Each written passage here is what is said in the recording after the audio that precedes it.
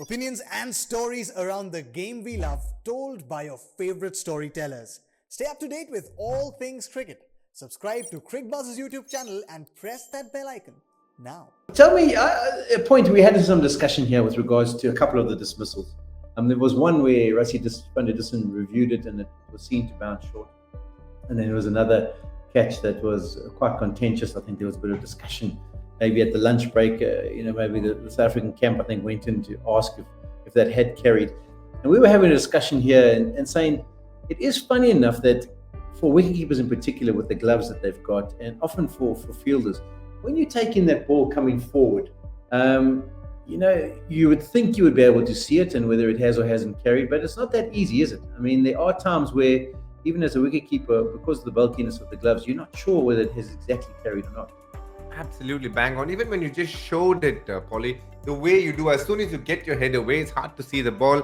And because you have a glove there, which obviously has a lot of leather in it, which is going to protect you from the hits, what it does is the impact on the ground is not seen. So you're not sure whether it's come straight into your gloves or just bounced in front. And this happens a lot, even to slip fielders, even to fielders at any point. Sometimes, you just take it on the bounce, you're not sure. And that's when obviously you have your cameras and angles, and in spite of all the HD technology and everything that has moved on, it is really hard. So we have to go as a thumb rule with what the fielder says. And on top of that, we have two umpires there standing in the ground and getting a good view of what's happening, and trust them.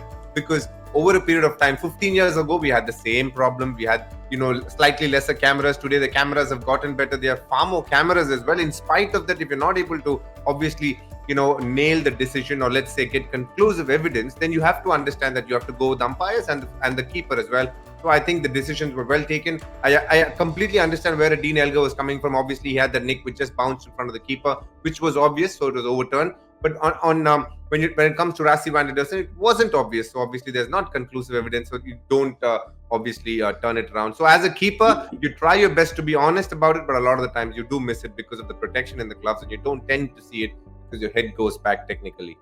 Yeah, one thing I'd also add is you often hear people say, "Oh, you need to trust the fielder. If he says it's out, then you must just go with it." But I think what we've proven with technology and the tight camera angles that you get is actually as a catcher in the slip cordon, at times you don't know. You're not 100% sure.